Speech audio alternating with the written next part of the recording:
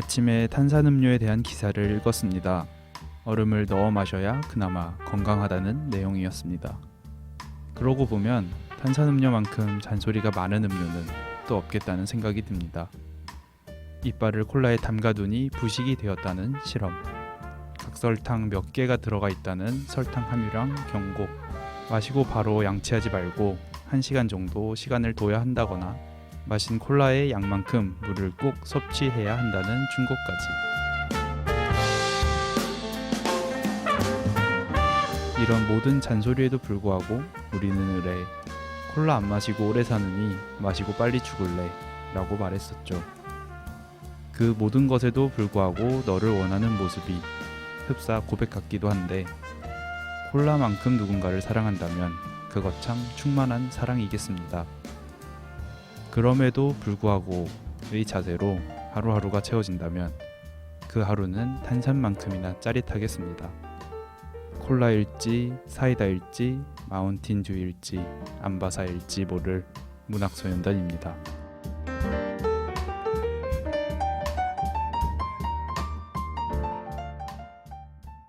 안녕하세요, 문학소년단입니다. 안녕하세요, 로맨스 정입니다. 안녕하세요, 노니입니다. 저도 이 콜라 엄청 좋아하거든요. 근데 저는 콜라 먹었다고 혼난 적은 없는데 혼났던 기억이 있으신가요? 모든 기사들이 저를 혼내죠. 오늘도 하나 보고 혼나고 와가지고. 저희 그럼 이구동성 한번 해볼까요? 코카콜라, 펩시. 하나, 둘, 셋. 코카콜라. 저희가 좀 다양한 걸 시도를 하네요. 네, 오늘 또 다양한 시도 중에 하나이죠. 저희 청취자 그렇죠. 복지를 위해서. 그럼 또 오늘 또 말하기의 스페셜리티를 갖고 계신 분을 모셨나요? 네, 그럼요. 한번 소개해 주시죠. 네, 안녕하세요. 서희입니다. 네. 다르죠? 네, 벌써 또박또박하네요. 조금 더 이렇게 자기 소개를 좀 더 해주신다면. 제가 한 1년 전부터 여기 오고 싶다고 계속 초대해달라고 말씀드렸었는데 이제야 오게 됐습니다. 너무 반갑고요. 저도 책 많이 읽으려고 노력하는 사람입니다. 이게 말씀 잘하시는 분들을 보면은 말 끝이 달라요. 네, 뭔가 끌어내리고 예, 올리고 뭐 이런 그쵸, 게 그쵸. 있잖아요. 저희는 그냥 막 던지는데. 아무튼 오늘도 귀호강하고 가시기를 바랍니다, 여러분. 네. 그럼 오늘의 책과 작가를 소개해 주시죠. 네, 오늘 저희가 읽을 책은 신경숙 작가의 어디선가 나를 찾는 전화벨이 울리고입니다. 먼저 신경숙 작가에 대해서 간단하게 설명드리자면 1963년생이고요. 1993년 풍금이 있던 자리로 한국일보 문학상을 수상하면서 등단하였습니다. 신경숙 작가의 책을 읽으면 말줄임표나 쉼표를 특히 많이 사용하고 있어요. 오늘 저희가 읽을 어디선가 나를 찾는 전화벨을 울리고 이 책에서도 많이 확인하실 수 있습니다. 이 작가의 주요 저서로는 엄마를 부탁해, 풍금이 있던 자리, 외딴방 등이 있는데요. 작가의 하나의 좀 논란거리가 있습니다. 그 논란거리는 바로 표절 논란인데요. 저희가 좀 이따도 다루겠지만 표절이 책 한두 권 표절이 아니라 좀 여러 권이 좀 다른 책에서 문장을 좀 따왔다, 그런 논란이 있는데 이제 공식적인 사과가 없다는 부분에서 좀 아직까지도 논란이 되고 있습니다. 그리고 오늘 읽을 어디선가 나를 찾는 전화벨을 울리고는 최승자 시인의 시 끊임없이 나를 찾는 전화벨이 울리고 에서 따온 제목인데요. 이게 드라마 신사의 품격 PPL로도 등장이 해서 그 당시에 책 판매 부수가 확 증가했다고 하네요. 네, 네이버 검색하면은 신사의 품격 그 관련 기사도 많이 나오고 그러더라고요. 네. 네. 그리고 1980년대 민주화 시기가 한창인 시절 정윤, 명서, 미루, 단이 이 네 청춘의 성장 소설이자 연애 소설입니다. 앞에서도 말했다시피 작가 특유의 문체인 문장부로의 활용, 시제의 교차 등을 쉽게 느낄 수 있어 이 책을 읽으면 신경숙 작가의 책이구나 이런 것을 느낄 수 있습니다. 네.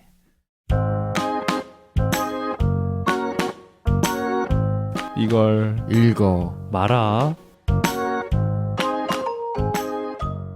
네, 이제 이 책 읽어야 될지 말아야 될지 한번 들어봅시다. 읽어 누군가요? 네, 읽어는 로맨스 정입니다. 말하는요? 네, 말하는 논의입니다. 네, 읽어야 하는 첫 번째 이유부터 시작해 주시죠. 네, 이 책에는 격언체 문장이 되게 많습니다. 그러니까 뭔가 메모장에다가 옮겨두면은 되게 좋을 만한 그런 한 문장 한 문장들이 되게 많은데 이런 것들이 약간 저는 표현을 하자면은 이 책을 읽는데 속도를 좀 많이 늦추게 하는, 그러니까 생각을 자꾸 하게 만드는 책이었다고 생각을 해요. 그래서 표현을 하자면은 좀 가파른 내리막길을 걸어가는, 조심조심 내려가게 만드는 책이기 때문에 되게 뭐라 그래야 되지? 되게 괜찮은 책입니다. 네. 네, 지금 또 말하기 스페셜리스트 네, 그분 갖고 계신데 제가 오히려 저 다 바보가 된 것 같네요. 아, 근데 저도 이 말에 진짜 동의를 많이 하는 게 저는 사실 이게 좀 좋은 점 중에 하나라고 생각을 했었거든요.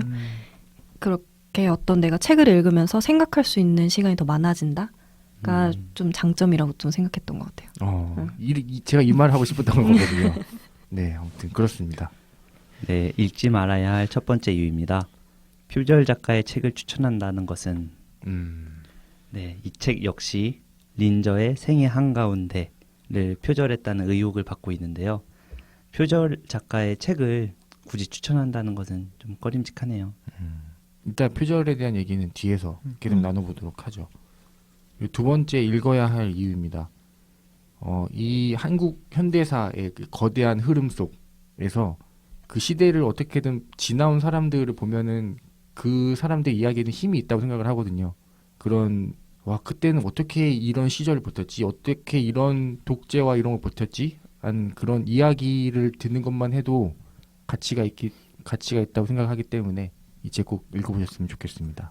네, 읽지 말아야 할 두 번째 이유입니다. 한국 현대사의 흐름을 느끼기 위해서는 다른 책을 읽는 것은 어떤지라는 생각이 들었는데요. 이 책이 1980년대를 주제로 관련된 내용이 계속 이어지잖아요. 근데 저는 책을 읽으면서 이 책 말고 다른 책이 조금 더 직접적으로 언급을 하면서 이제 내용 전개가 되는데 이거는 좀 간접적으로 표현하고 있거든요.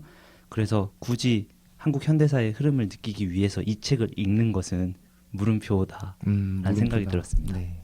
그다음 마지막 읽어야 할 이유입니다. 그 시즌 2 때 넬킴 씨가 얘기를 했던 건데 작가가 얼마나 글을 잘 쓰느냐는 그 자기와 다른 성별을 묘사할 때 드러난다라고 본인이 배웠다 그렇게 말씀하셨는데 이 신경숙 작가의 그런 젠더 체인지가 좀 매우 훌륭했다고 생각을 해요. 그러니까 좀 길게나마 그 병영 생활이 좀 나오는데 이거를 정말 디테일하게 잘 떠났거든요. 그래서 이거를 디테일했나요? 네, 엄청 디테일하더라고요. 그러니까 제가 뭐 그 부대를 가진 않았지만 저희 군대 얘기는 자제해야 되지만 이 부분 언급해야 되기 때문에 근데 이런 작중에 그 단이라는 인물이 나오는데 그 친구의 병영 일기가 나와요 거의. 근데 그게 너무나도 생생하게 잘 했기 때문에 아마 이 철저한 자료조사가 된 책이다 해서 한번 읽어보셨으면 좋겠습니다. 네, 읽지 말아야 할 세 번째 이유입니다. 지루하면서도 급속한 내용 전개의 불균형을 꼽을 수 있는데요. 저는 이 책을 읽으면서 한 3분의 2까지는 왜 이렇게 질질 끌지? 라는 생각이 많이 들었어요. 근데 이제 뒤에 부분에는 갑자기 사람이 죽으면서 내용 전개가 너무 급속도로 빨리 진행되다 보니까 그 속도를 좀 조절을 못 하겠더라고요. 그래서 이 책을 좀 어떻게 읽어야 할까 그런 생각도 들어서 저는 읽지 말아야 한다고 생각합니다. 네. 서희 씨는 어떻게 생각하시나요? 저는 이 책 추천하고 싶어요. 아까도 말씀드렸지만 좀 책을 읽으면서 내가 생각할 수 있는 부분이 굉장히 많고 좀 속도감의 이야기를 하셨는데 저는 사실 좀 이렇게 좀 잔잔하면서 느리게 가는 책이 많이 없다고 생각을 해서 그것 또한 또 장점이지 않았나. 이 작가의 문체를 좀 여실히 느낄 수 있는 그런 작품이었던 것 같아요. 네. 그럼 서희 씨는 그 마지막 후반부 부분에 네. 저는 이 내용이 좀 급속하게 전개된다고 네, 급속하게 전개된다고 느꼈죠. 근데 이게 영화로 보면 사실 이제 전반부와 후반부에 따라서 이제 달라지는 것처럼 네. 이게 후반부에 너무 모든 게 한 80%가 다 진전이 되는 그런 느낌이긴 했지만 그럼에도 그 앞부분은 그 후반부를 위한 초석이 아니었나 이런 생각을 했습니다. 네. 그렇다면 챈들러 씨는 네. 이 책 어떻게 읽으셨나요? 방금 로맨스 정씨가 읽어야 하는 이유에서 이 거대한 시대의 흐름 속에서 이렇게 어떻게든 살아남은 사람들의 이야기는 힘이 있다라고 하셨는데 이 비슷한 말을 저는 광장에서 느꼈고 광장에서 했던 걸로 기억을 해요. 근데 저는 그 비슷한 걸 느꼈던 사람으로서 이 책에서는 방금의 이 문장 힘이 있다는 그 말에 전혀 동의를 못하겠다. 왜냐하면은 읽는 내내 저는 힘 빠졌거든요. 이게 뭐 노니 씨가 말씀하신 것처럼 뭐 내용 전개의 문제라거나 아니면은 글을 쓰는 방식이라거나 글이 흘러가는 기술적인 거 혹은 쓰기에 관련돼서 그런 게 아니라 그냥 주인공들에게서 저는 힘이 하나도 느껴지지가 않았어요. 힘없이 뭔가 나지막하게 읊조리는 듯한 느낌? 그러니까 안 그래도 오늘 또 말하기 스페셜리스트가 오셨으니까 그냥 말하기에 대해서 얘기를 해보면은 시작을 할 때는 되게 힘있게 시작하는 사람들이 있어요. 데시벨이 높아요. 이 파형을 보면 정확하게 삼각형이 그려지는 사람들이 있단 말이에요. 하다가 뒤로 가면 뭐 했습니다. 뭐 이런 식으로 말 뒤에 끝에 힘이 없는 사람들이 있는데 왠지 그런 느낌? 정말 힘이 없어서 작은 소리로 읊조린다라는 느낌을 받았고 근데 어쨌든 이것도 시대를 버텨낸 사람들은 맞잖아요. 그래서 뭔가 해서 생각을 해보니 하나의 시대를 버텨내려면은 정말 둘 중에 하나여야만 될 것 같아요. 최인훈의 광장에 이명준처럼 정말 엄청난 에너지를 발산하면서 뭐 좌충우돌을 하고 다니거나 아니면은 정말 모든 에너지를 빼고 초점 없는 눈동자로 되게 마구 흔들리는 완전 강해서 부러지지 않거나 완전 힘 없이 흔들릴 수 있어서 부러지지 않거나 이 둘 중에 하나여야 될 것 같다라고 생각을 하고 바로 이 책의 주인공 그리고 이 책의 흐름은 후자라고 생각을 합니다. 그리고 제가 이 책을 좀 잘못 읽은 게 전 이 책의 정체를 하나도 모르고 읽은 한 사람이었는데 저번 주에 이제 이 책 소개하면서 민주화 운동을 배경으로 쓰여진 소설이라고 소개를 해주셨잖아요. 그래서 그걸 신경 쓰면서 읽었더니 당연히 그 과정 속에서 상실이 있었겠지, 소중한 사람이 죽었겠지, 슬픔이 있겠지. 그렇게 시작을 하면서 읽으니까 이들이 미루, 그 다음에 정윤, 단이, 명서 뭐 이들이 뭘 상실했을까, 뭘 잃어버렸을까, 얼마나 슬플까 이런 거에 초점을 맞춰서 읽다 보니까 그러니까 너무 더 힘이 없는 거예요. 계속 누구 죽은 얘기만 나오고 누구 슬픈 얘기만 나오고 이렇게 생각하면 좀 못된 걸 수도 있는데 이래서 사연 있는 사람은 만나면 안 된다라는 말이 너무 공감이 되더라고요. 정설인가요? 밝은 사람이 좋긴 좋구나. 그렇죠. 걱정 없이 좀 잘한 친구들이 좋긴 굳이 밝지 않더라도 어쨌든 간에 사연이 있으면 좀 골치가 아파진다라는 거를 이 책을 읽으면서 느낄 만큼 아무튼 그렇게 이들이 가진 시대가 준 이들에게 준 이런 문제들이 크게 다가왔는데 이거를 작가의 말을 읽으면 이게 완전히 뒤집혀요. 작가의 말을 읽으면서 저는 사랑이라는 키워드를 떠올렸거든요. 그러니까 이 책을 만약에 제가 민주화 운동이라고 시작을 안 했더라면 저는 이 책을 읽으면서 아마 사랑이라는 키워드를 발견해낼 수 있었을 것 같은데 그러질 못해서 좀 선입견 때문에 제가 잘못 읽은 책이지 않을까. 그러면서 제가 마지막으로 조언을 드리자면은 작가의 말을 먼저 읽고 책을 읽으시면은 저는 느낌이 확 달라질 거라고 생각을 하고 그게 좀 더 괜찮은 독서가 아닐까. 물론 이제 사람에 따라서 뭐가 더 좋은지는 다르겠지만 적어도 작가의 말을 먼저 읽고 책을 읽으면 죽음이 사랑보다 더 무겁게 다가오지는 않을 것 같아요. 보통 책의 구성을 보면은 작가의 말이 맨 앞에 있고 거의 그러지 않나요? 근데 이 책은 뒤에 있잖아요. 보통 작가의 말은 뒤에 있지 뒤에 않아요? 있지 않아요? 앞에 네, 있는 뒤에 거는 있지 서문. 않아요? 그러니까 앞에 있는 것도 있지 않나? 아무튼 이게 뭐 네. 그런 그렇죠. 출판사의 그런 배치가 아닐까요? 그러니까 물론 아까 친대로 씨 말씀하신 의도했다. 것처럼 네 사랑보다는 죽음을 먼저 느꼈으면 좋겠다고 판단을 했기 때문에 뒤에다 배치한 걸 수도 있겠다는 생각이 또 드네요. 한편으로는 네. 그러면 로맨스 정신은 어떻게 읽으셨나요? 네, 저는 제 엄마가 신경숙을 제일 좋아하거든요. 지금도 좋아하는지는 모르겠는데 한때는 저희 뭐 신경숙 덕후라서 뭐 신경숙이 뭐 신간이 나온다 이런 서점 가서 바로바로 사오는 그런 분이셨는데 그 덕분에 저희 집에는 이제 신경숙의 모든 책이 있어요. 근데 지금 제가 얼핏 그 신경숙 작가의 위치를 보니까 네.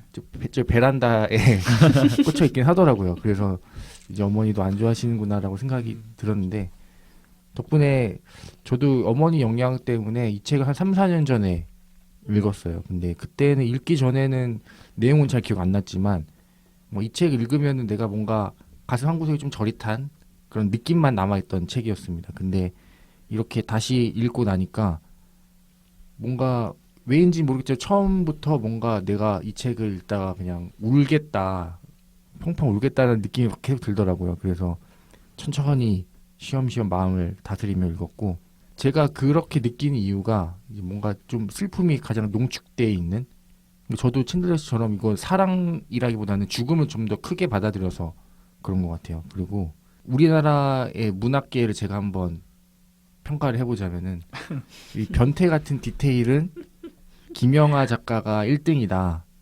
그리고 뭔가 차진 비유 이런 거는 김혜란 작가가 1등인 것 같고, 그리고 아마 슬픔을 묘사하는 작품이 있다면 신경숙이 1등이 아닐까라는 생각이 들었습니다. 네, 그다음 서희 씨는 이 책 어떻게 읽으셨나요? 저는 이 소설 예전에 한번 읽었다가 이번 기회에 좀 한 번 더 다시 읽게 됐는데, 사실 이번에는 좀 시간을 많이 두고 좀 꼼꼼히 읽어야겠다 이런 생각으로 접근을 했어요. 좀 처음에 그래서 그런지 처음에 보이지 않았던 그 장면들이나 또 문체들이나 이런 거 많이 접할 수 있었는데, 그래서 이게 뭔가 마음에서 알 수 없는 감정들이 좀 많이 나오더라고요. 이게 슬픔인지 아니면 이게 행복인지 사랑인지 알 수 없는 그런 감정들이 많았는데, 이게 내가 지나온 그 20대 그 농축된 감정들이 아닌가 뭐 이런 생각도 들었었고, 그리고 이 주인공들이 겪고 있는 감정들의 표현일 수도 있겠다 이런 생각도 했었고요. 그리고 이 제목 자체가 어디선가 나를 찾는 전화벨이 울리고 이건데, 사실 요즘에 메신저가 많이 발달해가지고 전화 많이 안 쓰잖아요. 그렇죠. 그래서 이 전화가 울린다는 것 자체가 가슴 떨리는 일이 아닌가 이런 생각을 좀 많이 했었는데, 그렇게 접근을 하니까 이 20대의 이들이 갖고 있던 감정들이 여기에 많이 잘 담아내지 않았나 이런 생각하면서 재밌게 읽었습니다. 네. 저도 전화 오면 가슴 떨리거든요. 소름 저는, 끼치죠. 네, 소름 전화 끼쳐. 별로 안 좋아해서 저 문자 좋아하거든요. 그래서 이게 어디서 오느냐에 따라 네. 다르죠. 누군가의 전화인가. 뭔가 저는 전화 별로 저 정말 안 좋아하는 것 같아요. 전화. 네. 그럼 노니 씨는 이 책 어떻게 읽으셨나요? 네, 저는 이 책은 좀 알면서도 모르겠습니다. 사실 첫 장에 이제 윤희의 어머니가 죽는 그런 그 첫 장이 그렇게 시작하잖아요. 책 한 20페이지, 30페이지 만에 운 적은 처음이에요. 되게 약간 감정이입하면서 좀 슬퍼지더라고요. 근데 이제 소설을 읽으면서 아까 말했다시피 지루한 내용 전개와 도대체 이 소설이 뭘 말하고 싶은지 궁금한데 해결이 안 되는 그런 게 너무 해서 좀 답답한 감정도 들었습니다. 그리고 아까 로맨스정 씨가 읽어야 할 이유로 젠더 체인지, 훌륭한 서술 방식에 대해서 말했는데요. 저는 군대 이야기를 책으로 접한 게 이번이 처음인데 어땠나요? 저도요. 와 진짜 뭐 그런 얘기 하잖아요. 군대 얘기 하지 마라. 네. 왜 안 해야 되는지 그죠. 저 깨달았어요. 이게 저는 이렇게 다른 군대를 경험했으니까 와 다른 사람의 군대 얘기가 이렇게 재미없구나 를 느꼈습니다. 네. 근데 꽤 길게 나와요 군대 얘기. 네, 거의 한 맞아요, 장. 맞아요. 네. 네. 남자친구랑 대화하는 줄 알았죠. 갑자기. 남자친구 그러니까 군대 얘기 뭐 할 때 뭐 아. 그런 얘기를 듣는다 하고 그 장면을 그때 남자친구가 이제 군대 얘기를 시작하려 한다. 그때 반응은 어떻게? 그때 이제 귀를 닫죠. 귀를 닫고 귀를 이제 닫고 침을 뱉고 하품하고. 하품하고 이제 그만해라 이렇게. 그렇죠. 네. 근데 저 되게 궁금한 게 있는데 20대 초반 때 군대에 있는 분한테 이제 편지를 주고받은 적이 네, 있으실 있죠. 거예요. 그럼요. 근데 막 받았을 때 다 군대 얘기예요. 그럼 나는 무슨 생각이 들어요? 오늘 수류탄을 던졌어. 뭐 이런 얘기가 적혀 있다. 아니 무슨 실제 생각이 그런 드시나요? 얘기를 썼다고 책에 나와요. 그렇죠. 근데 네. 실제로도 받으면 많이 쓰고 네. 그리고 이게 처음에는 사실 이게 얘가 힘드니까 이런 내용을 나하고 공유하고 싶구나 이렇게 생각을 했다가 이제 점점 지나면 모르는 얘기니까 사실 좀 스킵하고 읽게 되는 경우가 있죠. 필요한 내용만. 그렇죠, 딱 그렇죠. 읽는, 내가 그렇죠. 원하는 것만 읽는다. 그렇죠. 내가 원하는 정보만 받아들이면 되니까. 맞습니다.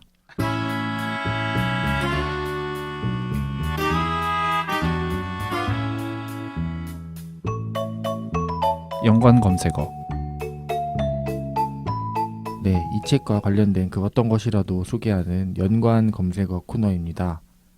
먼저 저부터 하겠습니다. 저는 이건 진짜 정말 사소한 이유인데 중간중간 점체가 나오거든요. 좀 되게 실험적인 문체인데 뭐 예를 들면 이런 거죠. 뭐 우, 리, 오, 늘, 뭐 이렇게 작가가 써놨거든요.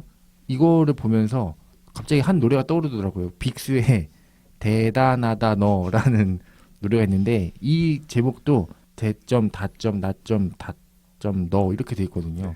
스타카토 기법을 네, 그렇죠. 활용하시는데 너무 별로였어요. 저는. 네, 이게 약간 줄임말 뭐 이런 느낌인데 요즘에는 줄임말로 쓰이는데 이거는 왜 이렇게 써놨는지 잘 모르겠어서 너무 자주 등장하거든요.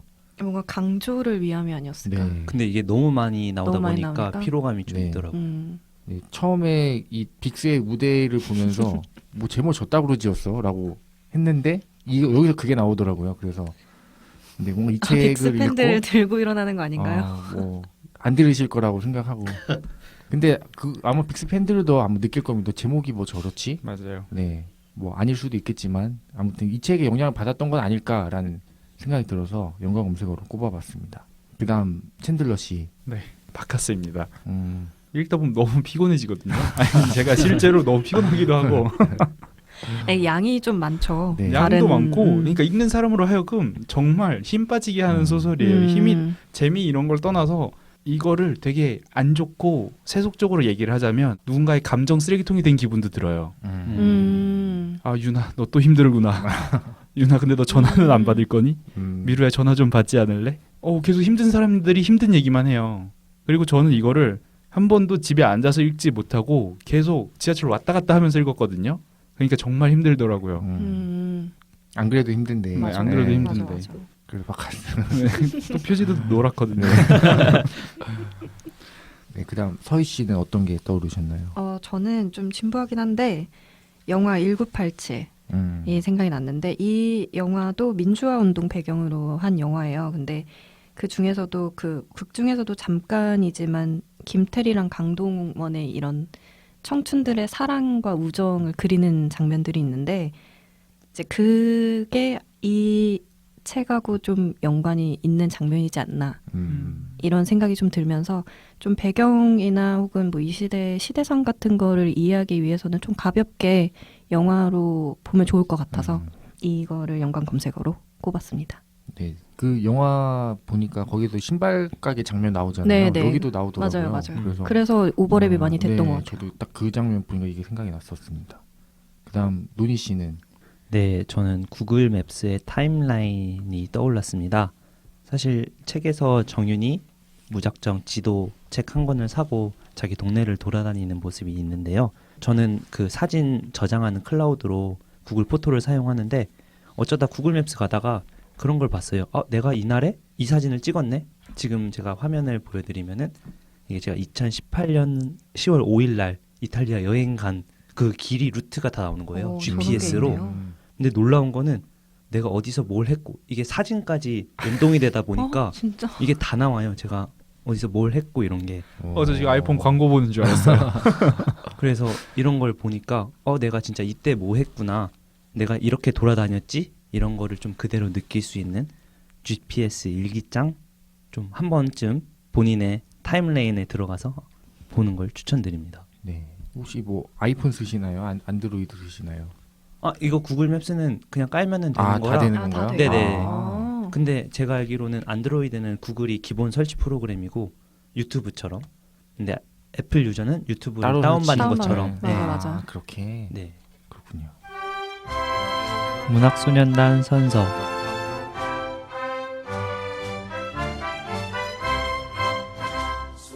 시옷 발음을 정확하게 하겠습니다. 입을 귀에 걸고 하겠습니다. 제 말만 하지 않겠습니다.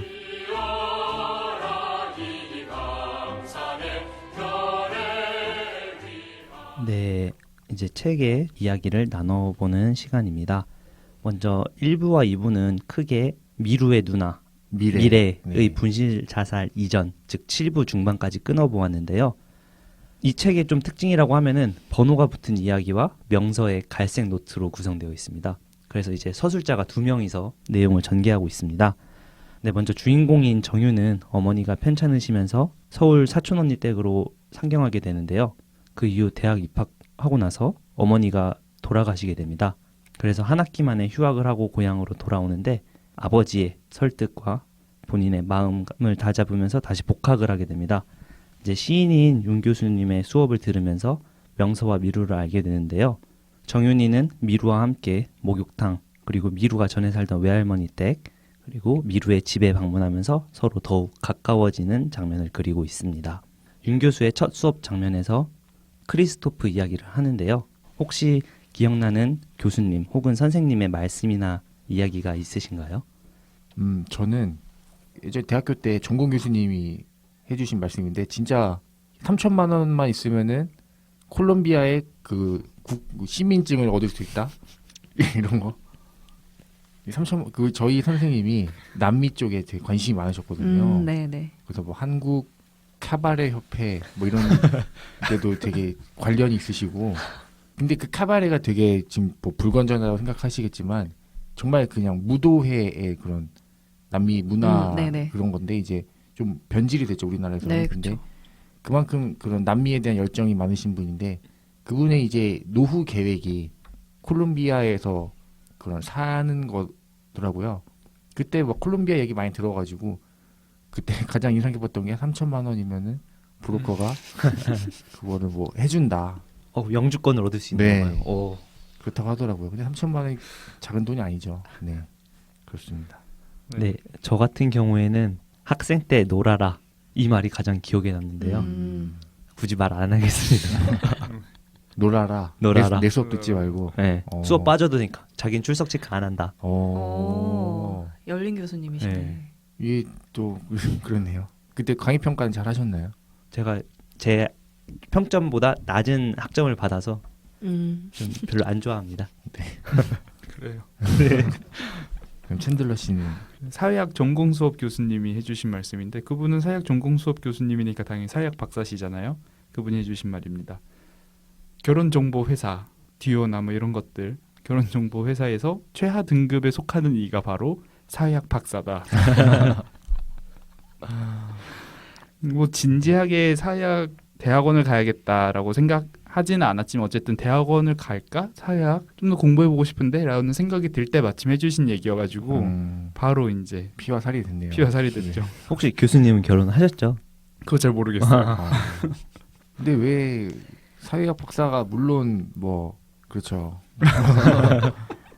어떤 의미인지는 대충 알기는 하겠는데 뭐 또 마냥 그런 건 또 아니잖아요. 그렇죠. 그렇죠.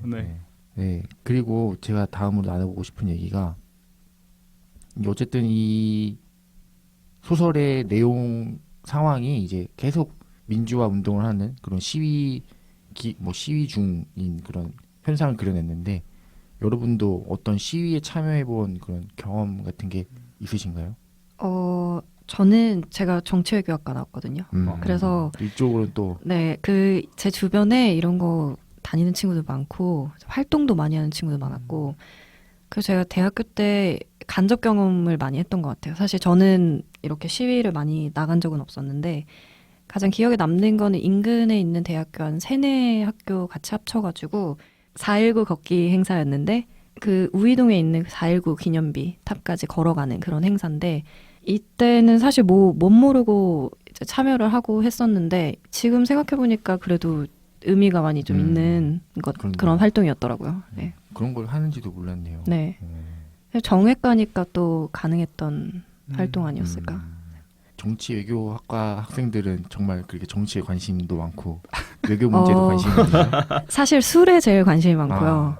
대학생들 다 그쵸. 그렇죠. 네. 그리고 이 정치 이런 거 좋아하니까 또 말하기도 좋아하고 친구들이 활동하기도 좋아하고 하는데 그게 다 이제 술로 연관이 되죠. 네. 또 모임을 또 많이 하고 하니까. 그래서 저는 대학교 때 교수님 생각나는 말씀이 없습니다. 술을 너무 많이 먹어서. 저는 뭔가 그 정치 외교라고 들으면은 뭔가 공대처럼 뚜렷한 자신의 그런 뭔가 전공 분야가 있다고 생각을 하거든요. 그러니까 뭔가 좀 특수하다고 해서 문과 계열 중에 좀 특수하다고 근데 맞아요. 생각하면, 되게 자기 주관 뚜렷한 친구도 되게 많고 정말 그리고 하고 싶어서 온 네, 그런 정치색이 뚜렷한 친구들도 많고 그래서 자기 주관이 되게 강한 친구들이 많아요. 그래서 좀 많이 싸우셨겠네요. 그렇죠. 네. 말도 많고 다들 이제 자기가 잘났다고 하는 친구들 많이 모여 있어가지고 재밌어요. 근데 대학생활 정치외교학과 추천합니다. 네. 그다음 논희 씨는 시위에 네, 저는 기억에 남는 시위라고 하면은 2016년 2월에 참여한 촛불 집회인데요. 제가 뭐 딱히 솔직히 전 정치에 크게 관심이 없어요.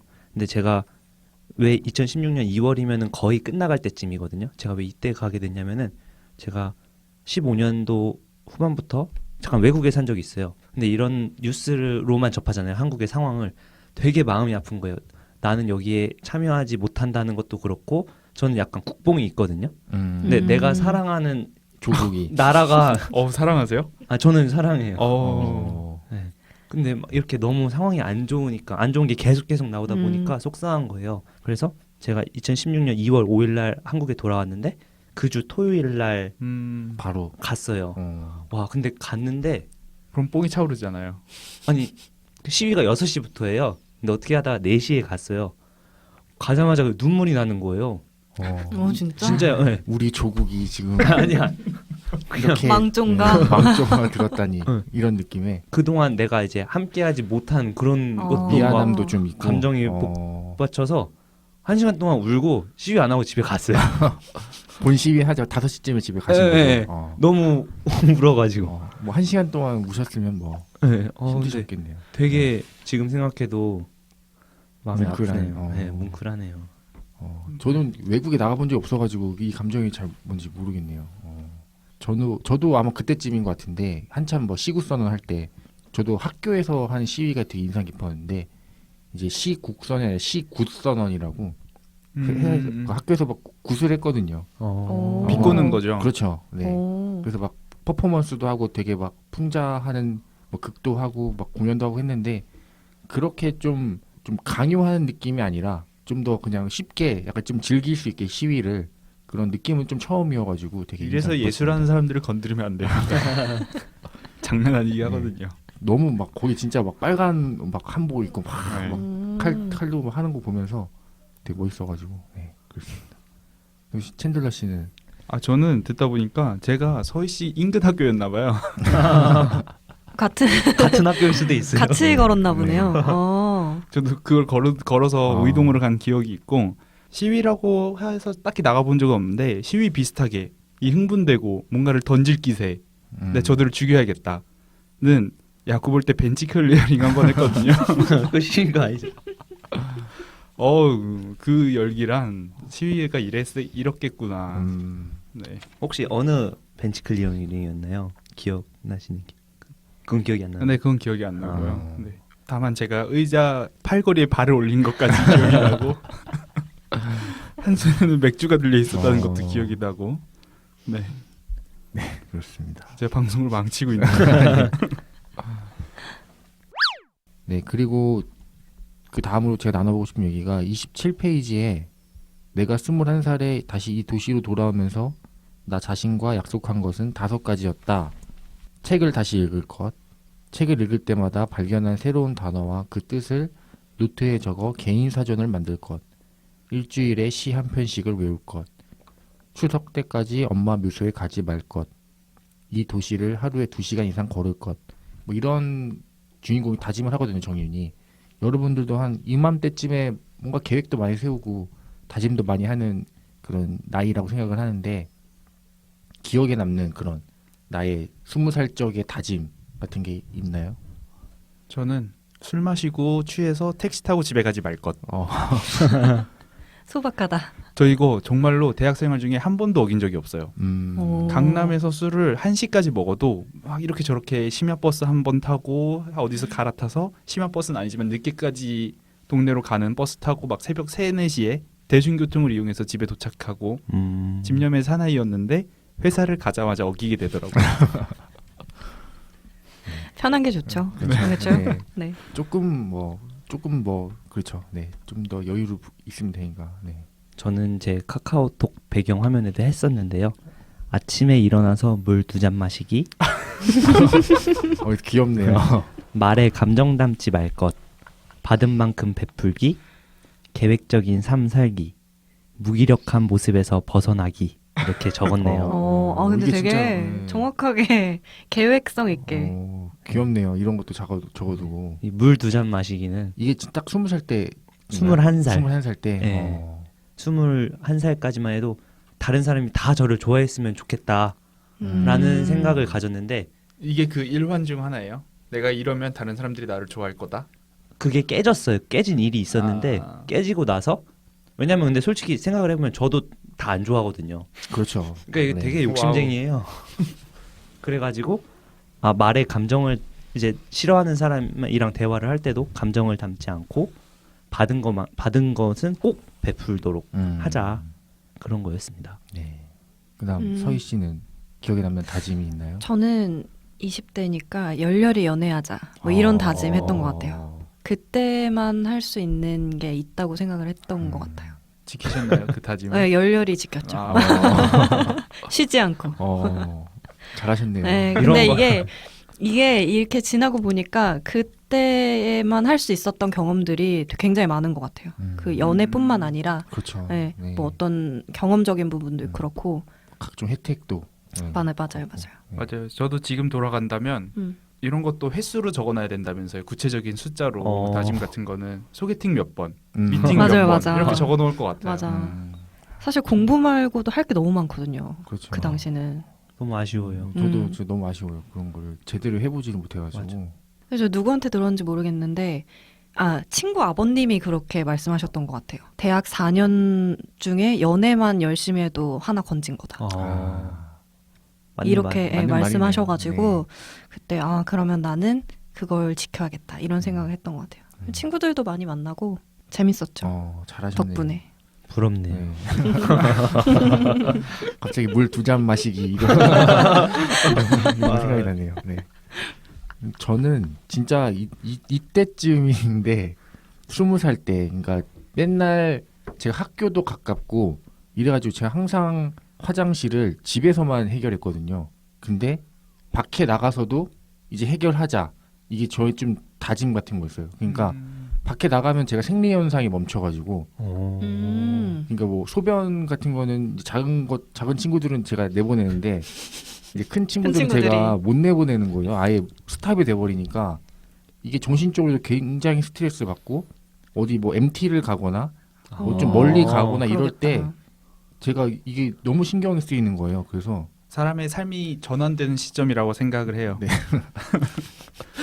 그래가지고 저는 밖에 나가서도 잘 해결하자. 어떻게 극복하셨어요? 진짜 막 그때 한 MT 갔을 때 한 2박 3일이었거든요. 못 참겠더라고요. 맞아요. 이건 뭐 굳이 다짐할 필요가 네. 없는 거예요. 네. 그냥 가자. 네. 근데 어렸을 때는 근데 막 시골에 추석 때 가면은 시골 가서도 막 4박 5일 있는데도 막 안 했거든요. 맞아요. 시골은 또 화장실이 네. 또 열악하니까. 네. 그랬는데 대학교 가니까 2박 3일 만에 제 마음을 가지니까 되더라고요. 그 다음부터는 뭐 다 컸네요. 원활하게 다 컸어. 원활하게 해결하고 있습니다. 네, 갑자기 똥 얘기로 끝난 것 같은데 수요일에 마저 2부 얘기를 나누도록 하죠.